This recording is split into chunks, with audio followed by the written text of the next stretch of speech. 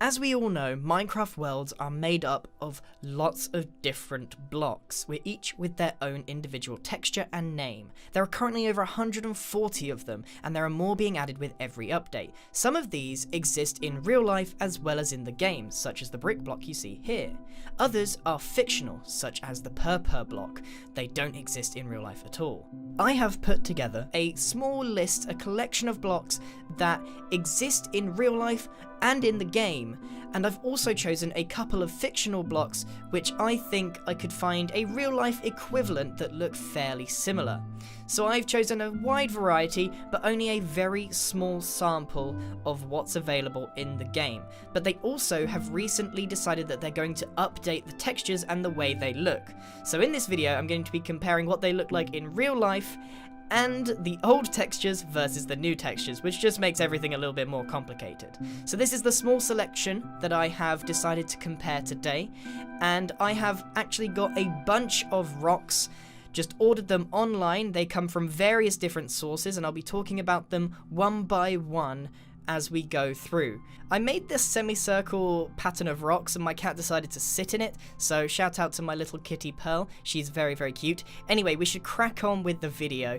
I want to sort of go over some of the more rocky blocks rather than the gems. We will come onto those later. The first one I want to cover is polished Deorite. So in the old texture, it's got a lot more of those little dark specks that you see on the right hand side, but when they updated the texture, it's much more smooth and warm and grey, so it hasn't got as much of the dark area as there was before. Now, if we actually turn the Deorite in real life on its side, you can see what it would look like if it wasn't polished. And so, again, the old texture is fairly accurate, but also the new texture is also fairly accurate as well. It just misses a few of those really dark spots, but that's probably just to keep everything looking kind of warm. Moving on to Andersite. These are completely different, in my opinion. Like, the right-hand side has a lot more of a dark grey to the left, which is more of a almost bluey grey, so it's particularly not that realistic or accurate to real life. Having said that, though, I found a granite on the right, which is obviously not Andersite, but it's incredibly similar to what you see on the left with the Andersite. So this is a good opportunity to say that all the rocks that I got in real life have many, many different colours and variations, so that's not to say that they aren't accurate in Minecraft, it's just to say that the ones that I picked up from my samples are different. Next up is the red granite, and I've got to say, this is pretty accurate. There's even the little grey specks in there, but when they updated the textures to the new ones, the grey was actually kind of removed from that. Again, kind of, you're seeing a pattern with all of those in the Deorite. Those little specks of the different colour are removed to make the whole texture smoother. That makes the block look nicer in my opinion, but it also removes maybe some of the realism. Next up is Obsidian. Now this is a mind-blowing one. This is a really interesting thing to compare, because if you see how shiny Obsidian is, that's impossible to replicate in Minecraft. You cannot make something super shiny. And another interesting fact about Obsidian is that it's super brittle. I just smashed a bit of it together. If I actually threw it on the floor, it would shatter, and lots of little bits came off. But in Minecraft, it's the block that takes longest to mine in the entire game. And I actually found a material very similar to Obsidian, but in cube form. So this is what Obsidian might look like if it was in a cube form itself. And comparing them, they are very shiny and reflective, which obviously Obsidian isn't. So this is almost an impossible task to get realistic, and the actual material itself in terms of brittleness is also not very accurate. Next up is gold. Now obviously I'm not going to go and buy an actual block of gold, that would cost a fortune, but what I have got is some fool's gold called Pyrite, which is similar enough in my opinion to compare, and actually it's not too bad. The actual shade of colour is different. The sort of yellow is more butter-like than reflective, but it's not too bad, and the new texture just has more of a shape to it, like it's been moulded properly. So I can't complain too much about this one, but then Pyrite's not gold. Next up is Lapis Lazuli. Now this one's a really interesting one because it's accurate, both in the old texture and the new.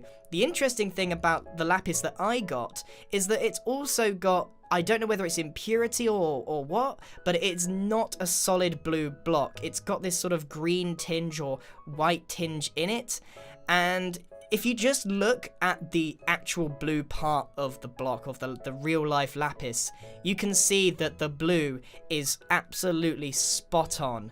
Especially in the new texture, they match up almost perfect. Now we're going to be comparing emerald. That's right, I actually bought some rough cut, untreated and fairly impure emerald. This is what emerald looks like when it's not actually refined into a proper gem that you see on rings. And the colour is almost there. I think that's the more interesting thing. Emerald is far more interesting to look at in real life than in Minecraft, in my opinion, and they changed the green tone with the new textures, so it doesn't quite match up. But you have to remember, we're comparing something completely different. Perhaps the block was meant to be more of a gem, and they definitely can't get that translucency across in Minecraft itself. Next up we have quartz. Now I have a tumblestone of quartz rather than a rough cut one, but you get the idea. Quartz itself is slightly translucent, so you can kind of see through it a little bit. It's very just cloudy. The colour is spot on, and the texture is actually fairly similar, but obviously blocks in Minecraft are more than likely meant to be solid rather than see-through in any way, the exception of course being ice and glass, so it's kind of reserved for those things. But bearing in mind that it's a solid colour, I'd say it's pretty accurate. It's kind of got that cloudy feel to it, and remember we are comparing a very reflective, polished stone here rather than a rough cut one. I'd say this one's actually fairly accurate, but at the end of the day, it is just a white stone, so it shouldn't be too difficult to do. Now moving on to Prismarine, which is a fictional block. For some reason, I thought that Prismarine was real, and it's not. It's completely made up. And I chose a selection of 4 tumblestones that I thought looked like Prismarine. And the first one was a total dud, so we can remove that. And that left me with 3 others, bearing in mind that when I bought them, I was just going off pictures. Now the first one is an Aquamarine, and the texture of this is spot on for Prismarine. I'd say that this is perhaps one of the biggest inspirations for it. Even in the new texture, it's very, very similar. It's got this bubbly feeling with lots of little cracks, but the colour is way off, as we can see. As we also know, Prismarine is an animated colour, so it actually slowly changes colour. Eventually, it actually matches up to these tumblestones that I have here. They're actually 2 different rocks, but they look extremely similar, so they might as well be one and the same. I think when Prismarine is at the right shade of green, they match up perfectly. So, in my opinion, a mixture of all 3 of these would match up to a Prismarine block. And this is another tumblestone called Bloodstone, and it's actually got specks of red in it, but if you remove that, it's almost the right colour for the updated texture. So this was the closest thing I could find to Dark Prismarine itself. It's kind of interesting to look at the fictional blocks, such as Netherrack, and absolutely failing to find anything like it.